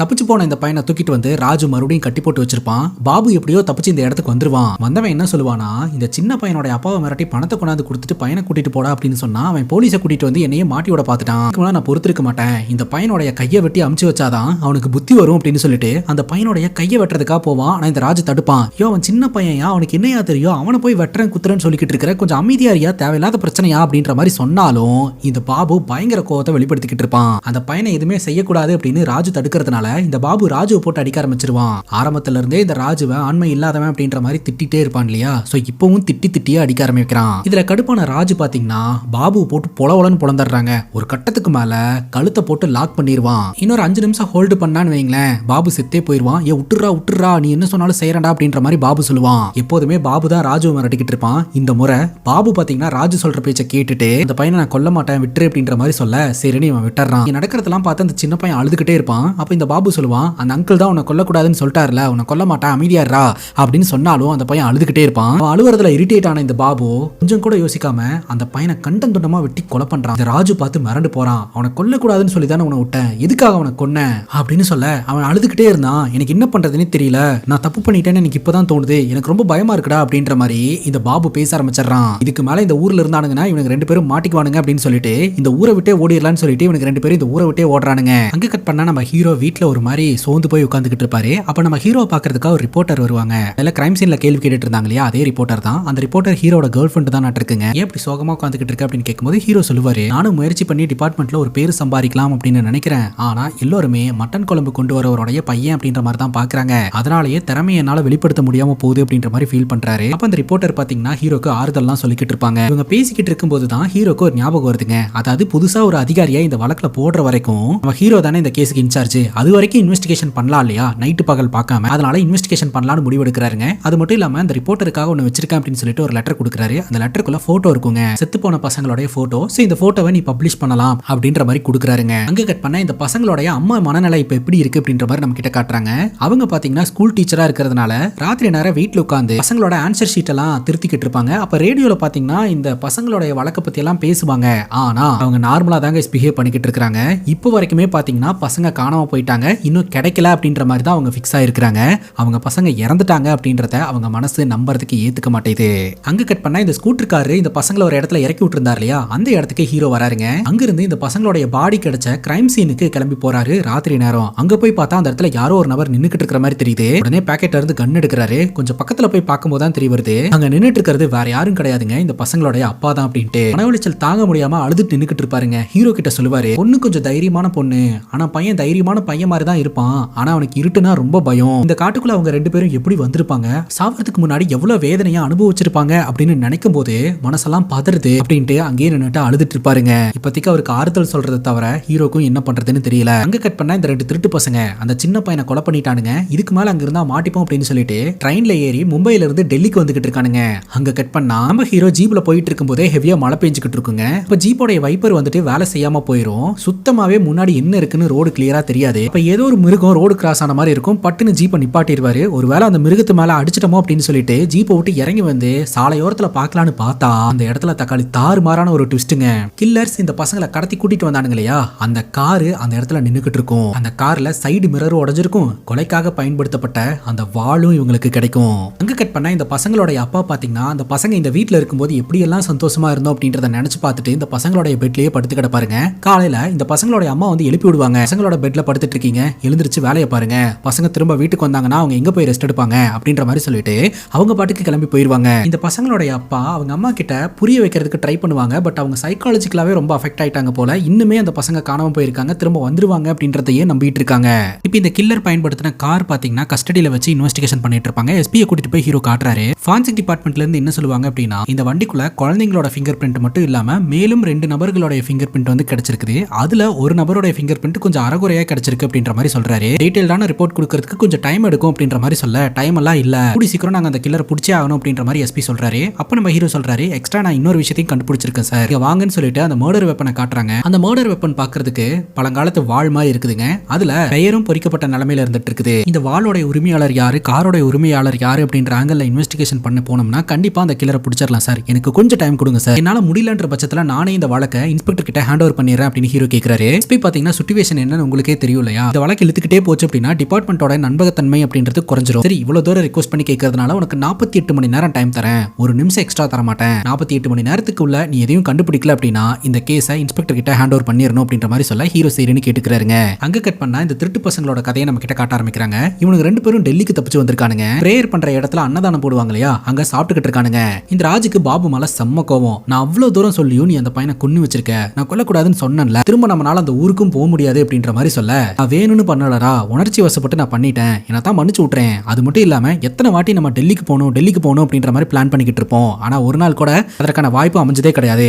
ஆனா இப்ப எப்படி டெல்லிக்கு வந்திருக்கோன்னு மட்டும் பாரு, எல்லாத்தையும் சரி பண்ணலாம்டா, இனி நீ சொல்றதை கேட்டு நான் நடந்துக்கிறேன்டா அப்படின்ற மாதிரி இந்த பாபு ராஜு கிட்ட பேசிக்கிட்டு இருக்கான். இந்த ராஜு சமாதானமாக மாட்டேன்றான். அப்ப பாபு சொல்றான், நான் பிறந்ததுல இருந்தே என்னோட அப்பாவை நான் பார்த்ததே இல்லடா, என்னோட அம்மா சமையல் கட்டிலேயே எரிஞ்சிருச்சு, இங்க பாத்தியா என் கையெல்லாம் தீக்காயமா இருந்துட்டு இருக்கு, என்னோட பாதி கைரேகை அழிஞ்சு போச்சுடா அப்படின்ட்டு அழுவ ஆரம்பிக்கிறான். உடனே இந்த ராஜு சமாதானப்படுத்துறான். இனிமேல் நம்ம நேர்மையா இருக்கலாம் அப்படின்ற மாதிரி தான் இந்த ராஜு சொல்றான். இந்த பாபுவும் சரின்னு கேட்டுக்கிறான். எனக்கு தெரிஞ்ச ஒரு ஃப்ரெண்டு 5 ஸ்டார் ஹோட்டல்ல வேலை பார்த்துக்கிட்டு இருக்கான், நம்ம அவனை போய் மீட் பண்ணலாம் அப்படின்ற மாதிரி சொல்ல, உன் ஃப்ரெண்டு 5 ஸ்டார் ஹோட்டல்ல வேலை பார்க்கறானா அப்படின்ற மாதிரி இந்த பாபு ஆச்சரியப்படுறான். அங்க கட் பண்ணா இந்த 2 பசங்க இறந்து போயிட்டாங்க இல்லையா, ஸ்கூல்ல பாத்தீங்கன்னா அந்த பசங்களுக்கு அஞ்சலி எல்லாம் செலுத்திக்கிட்டு இருப்பாங்க. அந்த பசங்களோட அம்மா அங்கதான் நின்னுட்டு இருப்பாங்க. இன்னும் பசங்க வீட்டுக்கு வரல அப்படின்ற நினைப்பிலேயே தான் இருந்துட்டு இருப்பாங்க. அவங்க பாட்டுக்கு வழக்கம் போல அவங்களோட வேலைகளை பார்த்துக்கிட்டே இருப்பாங்க. யாராவது ஆறுதல் சொல்றதுக்கு வந்தாலும் பாத்தீங்கன்னா இந்த பசங்களோட அம்மா அவாய்ட் பண்ணிட்டு போயிருவாங்க. என் பசங்க வந்துருவாங்கன்னு எனக்கு நம்பிக்கை இருக்குன்ட்டு. அங்க கட் பண்ணா இந்த பசங்களோட அப்பா ஒரு டிடெக்டிவ் வர வைக்கிறாருங்க. அந்த டிடெக்டிவ் கிட்ட பணம் கொடுத்து இன்ஃபர்மேஷன்ஸை கலெக்ட் பண்ண சொல்றாருங்க. அந்த டிடெக்டிவும் இது கொஞ்சம் ரிஸ்கான ஜாப் தான் அப்படின்ற மாதிரி சொல்றாரு. பணத்தை பத்தி கவலைப்படாதீங்க, நான் பாத்துக்கிறேன் அப்படின்ற மாதிரி இந்த பசங்களோட அப்பா சொல்றாரு. அங்க கட் பண்ணா போலீஸ் இன்ஃபார்மர் மூலமா நம்ம ஹீரோக்கு ஒரு தகவல் கிடைக்குதுங்க. அது என்ன தகவல் அப்படின்னா, இந்த வாள் இருக்கு இல்லையா, இந்த வாளோட உரிமையாளர் பேரு சூரன் வாலா, அவருடைய அட்ரஸ் அண்ட் டீடைல்ஸ் கிடைக்குது. உடனடியா அந்த இடத்துல போய் விசாரணை பண்ணா அந்த அட்ரஸ்ல ஒருத்தர் கடை போட்டு நடத்திக்கிட்டு இருப்பாருங்க. அந்த கடைக்காரர் என்ன சொல்லுவாரு அப்படின்னா, நீங்க தேடிட்டு இருக்கக்கூடிய சூரன் வாலா இங்க இல்ல, அவரு அவருடைய நிலம் சொத்து இந்த கடை எல்லாத்தையுமே எங்கிட்ட வித்துட்டு போயிட்டாரு அப்படின்ற மாதிரி சொல்றாருங்க. அது மட்டும் இல்லாம நீங்க தேடிட்டு இருக்கக்கூடிய சூரன் வாலா அப்படின்றவர் இறந்து போயிட்டாரு. ஆனா அவருக்கு பல்லு அப்படின்ற ஒரு பையன் இருக்கிறான். அந்த பையன் ஒன்னும் சரியில்லை, அந்த பையன் ஒரு கே ஆட் இருக்குதுங்க. இந்த ஊர்ல இருக்கக்கூடிய எந்த பசங்களையுமே விட்டு வைக்காம எல்லா பசங்க கிட்டயும் அத்துமீறல ஈடுபட்டு இருந்திருப்பான் போல. அதனால ஊரே சேர்ந்து அவனை போட்டு பொலவலன்னு பொழந்து துரத்தி விட்டு இருந்திருக்காங்க. அது மட்டும் இல்லாம அவனுக்கு பக்கத்து வீட்டு பையன் தனிராம் கூட கனெக்ஷன் இருந்தது அப்படின்ற மாதிரியும் அந்த கடைக்காரர் சொல்றாருங்க. சரி, இப்ப அந்த பல்லு எங்க அப்படின்னு கேட்கும்போது அவன் எங்க இருக்கான்னு கடவுளுக்கு தான் தெரியும், இந்த இடத்துல இருந்து போனவன் தான், அதுக்கப்புறம் அவன் எங்க போனா என்னானு யாருக்குமே தெரியல அப்படின்ற மாதிரி இந்த கடைக்காரர் சொல்றாருங்க. அங்க கட் பண்ணா இந்த திருட்டு பசங்களோட கதையை காட்டுறாங்க. இந்த ராஜு சொல்லியிருந்தான் இல்லையா, 5 ஸ்டார் ஹோட்டல்ல என் ஃப்ரெண்ட் ஒருத்தன் வேலை பார்த்துக்கிட்டு இருக்கான், அவனை போய் பார்த்தோம்னா நமக்கு ஏதாவது நல்லது நடக்கும் அப்படின்ட்டு அந்த 5 ஸ்டார் ஹோட்டல்ல வாசல்ல நின்னுட்டு இருக்கானுங்க. பாலு பாத்தீங்கன்னா ராஜுவை பயங்கரமா கலாய்ச்சிக்கிட்டு இருக்கான். இதுதான் நீ சொன்ன 5 ஸ்டார் ஹோட்டலாடா அப்படின்ட்டு. ஆக்சுவலா அது 5 ஸ்டார் ஹோட்டல் கிடையாதுங்க, 5 ஸ்டார்னு பேர் வச்ச ஹோட்டல். சரி, ஹோட்டலுக்குள்ள போய் இவன் ஃப்ரெண்ட் என்ன லட்சணத்துல இருக்கான்னு பார்க்கலான்னு உள்ள போய் பார்த்தா இந்த ராஜுவோட ஃப்ரெண்டு பேரு பியாரேங்க. இந்த பியாரே பாத்தீங்கன்னா ஸ்டேஜ்ல நின்னு பாட்டு பாடி டான்ஸ் ஆடிக்கிட்டு இருக்கான். ஒரு பக்கம் பையனாவும் இன்னொரு பக்கம் பொண்ணு கேட்டப்பும் போட்டு டியூட் பாடிக்கிட்டு இருப்பான். இந்த பாபு மறுபடியும் ராஜுவை கலாய்க்க ஆரம்பிச்சிடறான். நீ சொல்ற விஷயங்களை எல்லாம் பார்த்து ஏதோ பெரிய ஆள் கிட்ட கூட்டிட்டு போற அப்படின்னு நினைச்சா இவனும் அப்படி இப்படி ஆள் தான் போல அப்படின்னு சொல்லிட்டு ப்ரோகிராம் முடிகிற வரைக்கும் வெயிட் பண்ணிக்கிட்டு இருப்பாங்க. ப்ரோகிராம் முடிஞ்சதுக்கு அப்புறம் இந்த பியாரே ஃப்ரெஷ் அப் ஆயிட்டு வெளியில வருவான். அப்ப இவனுக்கு 2 பேரும் பியாரே கிட்ட போயிட்டு பேசுறானுங்க. ராஜு சொல்றான், இவன் என்னோட கூட்டாளி தான், நாங்க 2 பேருமே மும்பைல இருந்து இங்க வந்திருக்கிறோம், இங்க தொழில் பண்ணி பொழைச்சுக்கலான்னு. அப்படிங்கும் போது டெல்லியில தொழில் பண்ணணும் அப்படின்னு யாருக்கு தான் ஆசை இல்லாம இருக்கும், ஆனா டெல்லியில தொழில் பண்றதுல ரிஸ்க் நிறைய இருக்குது, வந்தவங்க எல்லாத்தையும் உருவிட்டு தான் விடுவாங்க அப்படின்ற மாதிரி சொல்லிட்டு சரி போலாம் அப்படின்னு சொல்லிட்டு இவங்க ஸ்கூட்டர் எடுக்கிறாங்க. அப்ப அந்த பாருக்குள்ள இருந்து குடிச்சுக்கிட்டே வெளியில ஒருத்தன் வராங்க.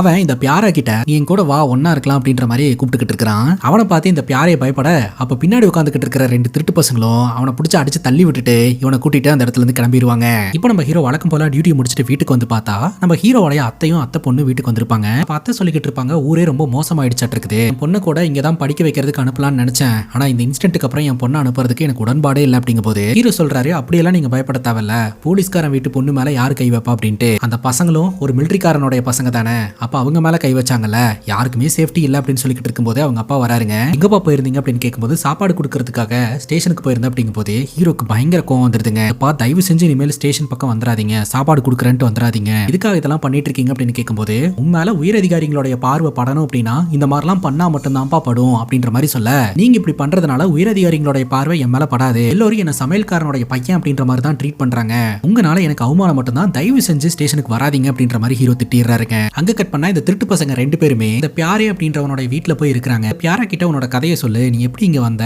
எப்படி பார் டான்சர் ஆன அப்படின்னு கேட்கும்போது பியாரே பாத்தீங்கன்னா இந்த ஊருக்கு வந்து பொழைச்சிக்கலாம் அப்படின்னு சொல்லிட்டு எனக்கு பாட்டு நல்லா வரும் அப்படின்னு சொல்லிட்டு இந்த பார்ல பாட்டு பாடுறதுக்காக தாங்க வந்திருக்கான். அப்ப அந்த பார்ல இருக்கக்கூடிய பல்லு அப்படின்றவன் ஃபீமேல் வாய்ஸ்ல பாடுறியா அப்படின்ற மாதிரி கேட்க சரின்னு கேட்டு இவனே ஃபீமேல் வாய்ஸ்லயும் பாடி இருந்திருக்கான். ஃபீமேல் வேஷமும் போடுறியா அப்படின்ற மாதிரி அவன் கேட்டு இருந்திருக்கான். சரி போடுறேன் அப்படின்னு சொல்லிட்டு இவன் ஃபீமேல் வேஷமும் போட்டு டான்ஸ் ஆட ஆரம்பிச்சிருந்திருக்கான். அதுக்கப்புறம் இவனோட பேரே வேற மாதிரி ஆயிடுச்சுங்க. எல்லோரும் இவனை அசிங்கமா பேச ஆரம்பிச்சிருந்திருக்காங்க. இந்த கதையெல்லாம் கேட்ட இந்த பாபுவும் பாத்தீங்கன்னா இப்ப யாரையவே அசிங்கமா பேச, நீ நினைக்கிற மாதிரி அசிங்கமான ஆளெல்லாம் நான் கிடையாது, நான் கலைக்காக தான் வந்தேன், கலையை நம்பி தான் வந்தேன், இந்த பணக்கார பல்லு தான் என்னை இந்த மாதிரி மாத்திட்டான் அப்படின்ற மாதிரி புலம்பிக்கிட்டே படுக்க இந்த பாபுக்கு மறுபடியும் ஸ்ட்ரைக் ஆகுது. அந்த பல்லுன்றவன் பணக்காரன், அவனை வச்சு நம்மளால ஏதாவது காசு பார்க்க முடியுமான்னு யோசிச்சுட்டு இந்த பியாரோ கிட்ட நீ அவனை பணக்காரன் சொன்னல, அவன் கிட்ட எவ்வளவு பணம் இருக்கும் அப்படின்ற மாதிரி கேட்க, ரொம்ப பெரிய பணக்காரன், நிறைய சம்பாரிச்சு வச்சிருக்கான் அப்படின்ற மாதிரி இவன் சொல்லிக்கிட்டு இருக்கான். அந்த பல்லுன்றவன் வேற யாரும் கிடையாதுங்க, அந்த மர்டர் வெப்பன் இருக்கு இல்லையா, அந்த மர்டர் வெப்பன் உரிமையாளருடைய பையன் தான். அதான் ஊருக்குள்ள விசாரிச்சப்போ கேயா இருந்து அதுக்கப்புறம் சொத்துக்களை எல்லாம் வித்துட்டு வெளியூர் போயிட்டு தான் சொன்னாங்க இல்லையா, அந்த பல்லு தான் இங்க பணக்காரனா இருந்துகிட்டு இருக்கான், பார ரன் பண்ணிக்கிட்டு இருக்கான். அங்க கட் பண்ண பிரசன்ட் சிச்சுவேஷன், இந்த ஃபாரன்சிக் டாக்டர் பாத்தீங்கன்னா ஹீரோ பார்க்கணும் அப்படின்னு சொல்லி வர வச்சிருக்காரு. என்ன விஷயம் அப்படின்னு கேட்கும்போது தான் இந்த கார் நிப்பாட்டப்பட்ட இடத்துக்கு போயிட்டு நான் சில விஷயங்கள் எல்லாம் கண்டுபிடிச்சிருக்கேன், இந்த காரை கம்ப்ளீட்டா பாருங்களேன் அப்படின்ற மாதிரி சொல்ல ஏகப்பட்ட ரத்த தடயங்களா இருந்துட்டு இருக்கும். காரோடைய பேக் சைடு விண்ட்ஷீல்ட் இருக்கு இல்லையா, சோ அதுல ஃபிங்கர் பிரிண்ட் எல்லாம் பதிஞ்சிருக்குங்க. பசங்க 2 பேரும் பின்னாடி சீட்ல தான் உட்கார்ந்துருக்காங்க. முன்னாடி சீட்ல உட்கார்ந்துட்டு இருந்த கில்லர்ஸ் இந்த பசங்களை பயங்கரமா அட்டாக் பண்ணி இருந்திருக்காங்க. பதிலுக்கு இந்த பசங்களும் அவங்களை அட்டாக் பண்ணி இருந்திருக்காங்க. டைம் சீன்ல பாத்தீங்கன்னா பசங்களுடைய கொடை ஒன்று கிடைச்சிருக்குங்க. அந்த கொடையை ஆய்வு செஞ்சதன் மூலமா அது வந்து அந்த பசங்களுடைய பிளட்டே கிடையாது, அது இந்த கிரிமினல்ஸோட பிளட் அப்படின்றது தெரிய வருது. இதை வச்சு பார்க்கும்போது பசங்க இந்த கிரிமினல்ஸ் கூட சண்டை மட்டும் போடல, பயங்கரமா காயப்படுத்திருக்காங்க அப்படின்றது தெரிய வருது. அப்ப அந்த காயத்துக்கு மருந்து போறதுக்காக கண்டிப்பா இந்த கிரிமினல்ஸ் ஏதாவது ஒரு ஹாஸ்பிட்டல்ல அட்மிட் ஆயிருந்திருப்பாங்க. சோ அதை வச்சு பிடிக்கலாம் அப்படின்னு ஹீரோ முடிவெடுக்கிறாரு. அங்க கட் பண்ணா ஹீரோட கேர்ள் ஃப்ரெண்டான அந்த ரிப்போர்ட்டர் இருக்காங்க இல்லையா, அவங்க ஏதாவது இன்ஃபர்மேஷன் கிடைக்குமான்னு சொல்லிட்டு போலீஸ் ஸ்டேஷனுக்கு வருவாங்க. அங்க இருக்கக்கூடிய சிங்கு பாத்தீங்கன்னா இந்த இன்ஃபர்மேஷனும் மீடியாவுக்கு கொடுக்க கூடாதுன்னு மேல் இடத்துல இருந்து ஆர்டர், அதனால என்னால எந்த இன்ஃபர்மேஷனும் தர முடியாது அப்படின்ற மாதிரி சொல்ல, மேல் இடத்துல இருந்து ஆர்டர் வரது சகஜம் தானே சார், ஏதாவது இன்ஃபர்மேஷன் கொடுங்க அப்படின்ற மாதிரி சொல்ல அவர் கொடுக்க முடியாதுன்றாரு. சரின்னு கேட்டு இந்த ரிப்போர்ட்டர் கிளம்பும் போது பஸ் வராதுங்க, அது இரவு நேரம் வேற. அந்த சிங்கு பாத்தீங்கன்னா சரி வாங்க நானே உங்களை டிராப் பண்ணிடுறேன் அப்படின்னு சொல்லி கூட்டிட்டு போயிட்டு இருக்கும்போது இந்த சிங்கு சில விஷயங்களை சொல்ல ஆரம்பிப்பாருங்க. அது என்ன அப்படின்னா, இந்த பசங்க காணாம போனதுல இருந்து இந்த பசங்களை அங்க பார்த்தேன் இங்க பார்த்தேன் அப்படின்னு சொல்லிட்டு போலீஸ் ஸ்டேஷனுக்கு நிறைய போன் கால்ஸ் வந்திருக்குது. அது என்னன்னு சொல்லிட்டு கொஞ்சம் ஃபர்தரா விசாரணை பண்ணுனா அது எல்லாமே ஃபேக் கால்ஸா இருக்குங்க. இந்த போன் கால்ஸ் அட்டன் பண்ணியே நான் ஒரு வழி ஆயிட்டேன் அப்படின்ற மாதிரி இந்த சிங்கு சொல்லிக்கிட்டு இருப்பாரு. அதாவது சில பேர் இந்த பசங்கன்னு நினைச்சிட்டு ரயில்வே ஸ்டேஷன்ல பார்த்தேன், பஸ் ஸ்டாப்ல பார்த்தேன் அப்படின்ற மாதிரிலாம் கால் பண்ணி சொல்லிக்கிட்டு இருப்பாங்க. பட் விசாரிச்சு பார்த்தா அது இந்த பசங்களா இருக்காது. இங்க கட் பண்ணா ஒரு ஹாஸ்பிட்டல்ல சந்தேகத்துக்கு இடமா 2 பேர் வந்து அட்மிட் ஆனதாகவும் ட்ரீட்மெண்ட் எடுத்துட்டு அந்த ட்ரீட்மெண்ட்ல இருந்து பாதிலேயே கிளம்பி போனதாகவும் தகவல் கிடைக்குங்க. ஹீரோ அங்க போய் டாக்டர் கிட்ட பேசும்போது அந்த டாக்டர் என்ன சொல்லுவாருன்னா, அவனுக்கு உடம்புல ஏகப்பட்ட காயங்களோட ஹாஸ்பிட்டல்ல வந்து அட்மிட் ஆனானுங்க. கேட்டா ஒருத்தன் கார் ஆக்சிடென்ட்னா ஒருத்தன் அடிதடின்னு சொன்னா அவனுக்கு 2 பேரும் சொல்ற பதிலே முன்னுக்கு பின் முரணா இருந்தது. அவனுக்கு 2 பேர்த்தையுமே அட்மிட் பண்ணி பேசிக்கான ட்ரீட்மெண்ட் கொடுத்துட்டு ஸ்கேன் எல்லாம் எடுத்து பார்க்கணும்னு டிலே பண்ணிட்டு அதுக்கப்புறம் சந்தேகம் இருக்குன்னு சொல்லிட்டு நான் போலீஸ்ல இன்ஃபார்ம் பண்ணேன். விசாரிக்கிறதுக்காக ஒரு கான்ஸ்டபிள் வந்தாரு அப்படின்ற மாதிரி இந்த டாக்டர் சொல்றாரு. என்னங்க சொல்றீங்க, அது யாரு அப்படின்ற மாதிரி பார்த்தா அது வேற யாரும் கிடையாது, ஹீரோ கூடயே இருக்கக்கூடிய ஒரு கான்ஸ்டபிள் தாங்க. அவர்கிட்ட பேசும்போது தான் தெரிய வருது அந்த 2 திருட்டு பசங்களும் இங்கதான் வந்து அட்மிட் ஆயிருந்திருக்கானுங்க. ஜாவத் அப்படின்ற கான்ஸ்டபிள் தான் போய் விசாரணை பண்ணி இருந்திருக்காரு. ஆனா இந்த ஜாவத் அப்படின்ற கான்ஸ்டபிளுக்கு அவனுக்கு 2 பேருக்கு மேல டவுட்டே வரல. அதற்கான காரணம் என்னன்னா, அவனுங்க இந்த போலீஸ் கேஸ் எல்லாம் வேணாம், நாங்களே கார் ஆக்சிடென்ட்ல இருந்து தப்பிச்சு உயிர் பொழைச்சு வந்திருக்கிறோம், நாங்க ஊருக்கே போயிடுறோம் அப்படின்னு சொல்லிட்டு போயிருந்திருக்கானுங்க. அவனுக்கு பாக்குறதுக்கு பாவமா இருந்ததுனால இவரும் பேசிக்கான டீடைல்ஸ் மட்டும் வாங்கிட்டு அனுப்பிச்சு வச்சிருந்திருக்காருங்க. ஹீரோ ரொம்ப கடுப்பாயிருவாரு. இந்த மாதிரி 2 பசங்க மர்மமான முறையில கொல்லப்பட்டு இறந்து போயிருந்திருக்காங்க, கில்லர்ஸை நம்ம தேடிக்கிட்டு இருக்கிறோம், இந்த மாதிரி சென்சிட்டிவான விஷயம் ஏதாவது நடந்ததுன்னா இன்ஃபார்ம் பண்ணணும்னு உங்களுக்கு தெரியாதா, அவங்கள ப்ராப்பரா விசாரிக்கணும்னு தெரியாதா அப்படின்ற மாதிரி கேட்க, சார் நான் என்னோட டியூட்டில கரெக்டா தான் சார் இருந்த அட்ரஸ் எல்லாம் கூட நோட் பண்ணிருக்கிறேன் சார் அப்படின்ற மாதிரி காமிச்சிட்டு இருக்காரு. இதுல இன்னொரு டெஸ்ட் என்னன்னா, டெட் பாடியை ஐடென்டிஃபை பண்றதுக்காக நம்ம ஹீரோ ஹாஸ்பிட்டலுக்கு வந்திருந்தார் இல்லையா, அப்ப இவனுக்கு 2 பேரும் இதே ஹாஸ்பிட்டல்ல தான் இருந்திருக்கானுங்க. அப்ப கூட இவர் சொல்லி இருந்திருக்கலாம். இங்க கட் பண்ணா இந்த திருட்டு பசங்களோட கதையை காட்டுறாங்க. பியாரே அப்படின்ற அந்த பார் டான்சரை கூப்பிட்டுக்கிட்டு இவனுங்க 2 பேருமே அந்த பல்லுன்ற அந்த பார் ஓனரோட வீட்டுக்கு போறாங்க. ஆரம்பிக்கிறாங்க. பியாரே எப்போ பார்த்தாலும் அந்த பல்லுவை பார்த்து எப்போதுமே பயப்படுவான். இவன் தைரியமா பேசுறான், நான் ஒன்னும் தனியாள் கிடையாது, இது நாள் வரைக்கும் என்ன நீ பயங்கரமா டீஸ் பண்ணிட்டு இருந்த, அதுவும் பிசிக்கலா அபியூஸ் பண்ணிக்கிட்டு இருந்த, இனிமேல் என்ன தட்டி கேட்கறதுக்கு ஆள் வந்துட்டாங்க அப்படின்னு சொல்லி இந்த ராஜு மற்றும் பாபுவை அட்டாக் பண்ண சொல்ல, பாபு பாத்தீங்கன்னா நாரையை பிடிச்சி தள்ளி விட்டுட்டு அந்த பல்லு கிட்ட டீல் பேச ஆரம்பிச்சிருவாரு. நீண்ட நாட்களாவே இவனை என்ஜாய் பண்ணணும்னு நீ நினைச்சுக்கிட்டு இருந்தல, இவனை கூட்டிட்டு போய் நீ பிடிச்ச மாதிரி என்ஜாய் பண்ணிக்க, 1000 ரூபாய் பணம் மட்டும் கொடுத்துரு அப்படின்ற மாதிரி டீல் பேசுறான். இந்த பியாரேக்கு ரொம்ப அதிர்ச்சியா இருக்கு. என்னடா அது, என்ன இவங்க கிட்ட இருந்து காப்பாத்துவாங்க அப்படின்னு சொல்லிட்டு இங்க கூட்டிட்டு வந்துட்டு பணத்துக்காக இவனுங்களே என்ன அபியூஸ் பண்ண விடுறானுங்கன்னு ஷாக்கிங்கா பாத்துக்கிட்டு இருக்க இந்த பல்லுன்றவன் பாபு கிட்ட, அவனை விட நீ நல்லா இருக்க, எனக்கு உன் கூட தான் என்ஜாய் பண்ணணும் அப்படின்னு சொல்ல இந்த பாபு கோவம் வந்துருது. இந்த பல்லுவை போட்டு பொலன்னு பொழக்க ராஜுவும் சப்போர்ட் பண்ண இவனுக்கு 3 பேருக்குள்ள அடிதடி பஞ்சாயத்து ஆயிட்டு இருக்கு. அவனை கட்டி வைக்கலாம் அப்படின்னு சொல்லிட்டு பியாரா கிட்ட கிளாத் எடுத்துட்டு வா அப்படின்ற மாதிரி சொல்ல பியாரே அந்த இடத்துல இருந்து தப்பிச்சு ஓடிடுவான். இந்த ஒரு சூழல்ல அந்த திருட்டு பசங்க அந்த வீட்ல இருந்து ஏதாவது கிடைக்குமான்னு தேடினா இவங்களுக்கு பெருசா எதுவும் கிடைக்காது. அந்த வீட்லயும் ஆன்டிக் பொருட்கள் தான் இருக்கும். அப்பதான் அந்த வீட்ல இருக்கக்கூடிய ஒரு விஷயத்தை இந்த பாபு கவனிப்பான். அது வேற எதுவும் கிடையாதுங்க, வாள். அங்க இருக்கக்கூடிய ஷீல்டுல 2 வாள் மாட்டி வைக்கப்பட்டிருக்கும். அந்த வாளை எடுத்துட்டு அங்கிருந்து வெளியில வருவானுங்க. பார்த்தா வெளியில ஒரு பச்சை கலர் கார் ஒண்ணு நிக்கும். அந்த கார் ஆட்டையை போட்டுட்டு அந்த இடத்துல இருந்து கிளம்புவானுங்க. அங்க கட் பண்ணா இந்த சம்பவம் நடக்கும்போது ஒரு பால்காரர் இதை கண்ணால பார்த்து இருந்திருக்காருங்க. அதாவது இந்த பச்சை கலர் கார்ல அந்த 2 பசங்களையும் கடத்தி கூட்டிட்டு போயிட்டு இருக்கும்போது அந்த 2 பசங்களும் ரத்த வெள்ளத்துல காப்பாத்துங்க காப்பாத்துங்கன்னு கண்ணாடியை பயங்கரமா தட்டிக்கிட்டு இருந்திருப்பாங்க. அந்த வழியா பால் சப்ளை பண்ண போனவரு தடுக்கிறதுக்காக போவாரு. ஆனா இவரை தள்ளி விட்டுட்டு இவர் கால் மேல காரை ஏத்திட்டு அந்த இடத்துல இருந்து தப்பிச்சு போயிட்டானுங்க. சிங்கு கொடுத்த இன்ஃபர்மேஷன் அடிப்படையில இந்த ரிப்போர்ட்டர் இருக்காங்க இல்லையா, யார் யாரெல்லாம் கால் பண்ணி போலீஸ் கிட்ட இன்ஃபார்ம் பண்ணணும்னு நினைச்சாங்களோ அவங்களை நேரடியாக சந்திக்கிறதுக்காக போவாங்க. அதுல ஒருத்தர் உண்மையிலேயே அந்த பசங்களை பார்த்தவருங்க. இவருனால போலீஸ் ஸ்டேஷன்ல வந்து இன்ஃபார்ம் பண்ண முடியலன்னா ஆளுங்களை வச்சு இன்ஃபார்ம் பண்றதுக்கு ட்ரை பண்ணி இருந்திருக்காருங்க. ஆனா போலீஸ்காரங்க இவங்களோட ஸ்டேட்மெண்ட்டை கேர்லெஸ்ஸா விட்டுட்டாங்க. இந்த வாளோட உரிமையாளரான பல்லுவை பத்தின இன்ஃபர்மேஷன்ல இந்த பியாரை பத்தின டீடைல்ஸ் நம்ம ஹீரோக்கு கிடைக்க வரும். இந்த பியாரை தங்கியிருந்த வீட்டு ஓனரை கூட்டிட்டு வந்து விசாரிக்கும் போதே அவன் நல்ல பையன் தான், கரெக்டா தான் வாடகை கொடுத்துக்கிட்டு இருந்தான் அப்படின்ற மாதிரிலாம் சொல்லிக்கிட்டு இருக்க. ஆனா அவனோட வீட்டை போய் செக் பண்ணி பார்க்கும்போது 2 வாள்ல ஒரு வாள் அந்த இடத்துல இருந்திருக்கும். ஆனா அந்த வாளோட உரிமையாளரான பல்லு இன்னும் எங்க இருக்கான் என்னன்னு தெரியல. பட் கடைக்காரர் சொல்லி இருந்திருப்பார் இல்லையா, அவன் இந்த ஊர்ல இருக்கும்போது தனிராம் அப்படின்ற ஒரு பையன் கூட ரிலேஷன்ஷிப்ல இருந்தான்னு சொல்லிட்டு அந்த நபர் இந்த ஊர்ல தான் வாழ்ந்துகிட்டு இருக்காருன்னு தெரிய வருது. அந்த நபரை விசாரிக்கிறதுக்காக போகும்போது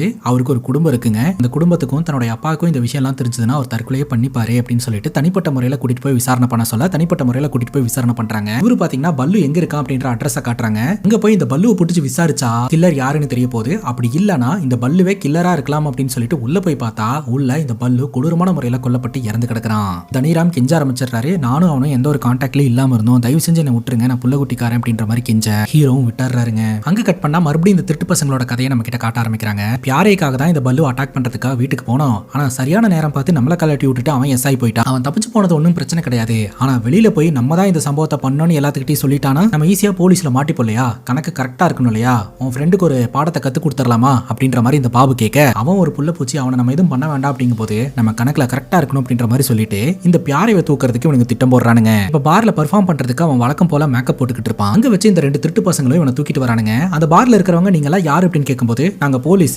விசாரிக்கிறதுக்காக கூட்டு போறோம் அப்படின்ற மாதிரி போய் சொல்லிட்டு அந்த பச்சை கலர் கார்ல வச்சுதான் இவனை தூக்கிட்டு போவானுங்க. இப்போ ஃபாரன்சிக் டிபார்ட்மெண்ட்ல இருந்து ஹீரோக்கு கால் வருதுங்க. ஹீரோ அங்க இருக்கிற டாக்டரை மீட் பண்றதுக்காக போறாரு. அந்த டாக்டர் என்ன சொல்றாரு அப்படின்னா, பல்லுவோட டெட் பாடியை கைப்பற்றி இவங்க இன்வெஸ்டிகேஷன் பண்ணாங்க இல்லையா, அந்த இன்வெஸ்டிகேஷன்ல கிடைச்ச தடயம், ஃபிங்கர் பிரிண்ட் இது எல்லாத்தையுமே மேட்ச் பண்ணி பார்க்கும்போது அந்த பசங்க 2 பேர்த்த கொன்னவனுங்களே தான் இவனையும் கொண்டிருக்கான் அப்படின்றது தெரிய வருது.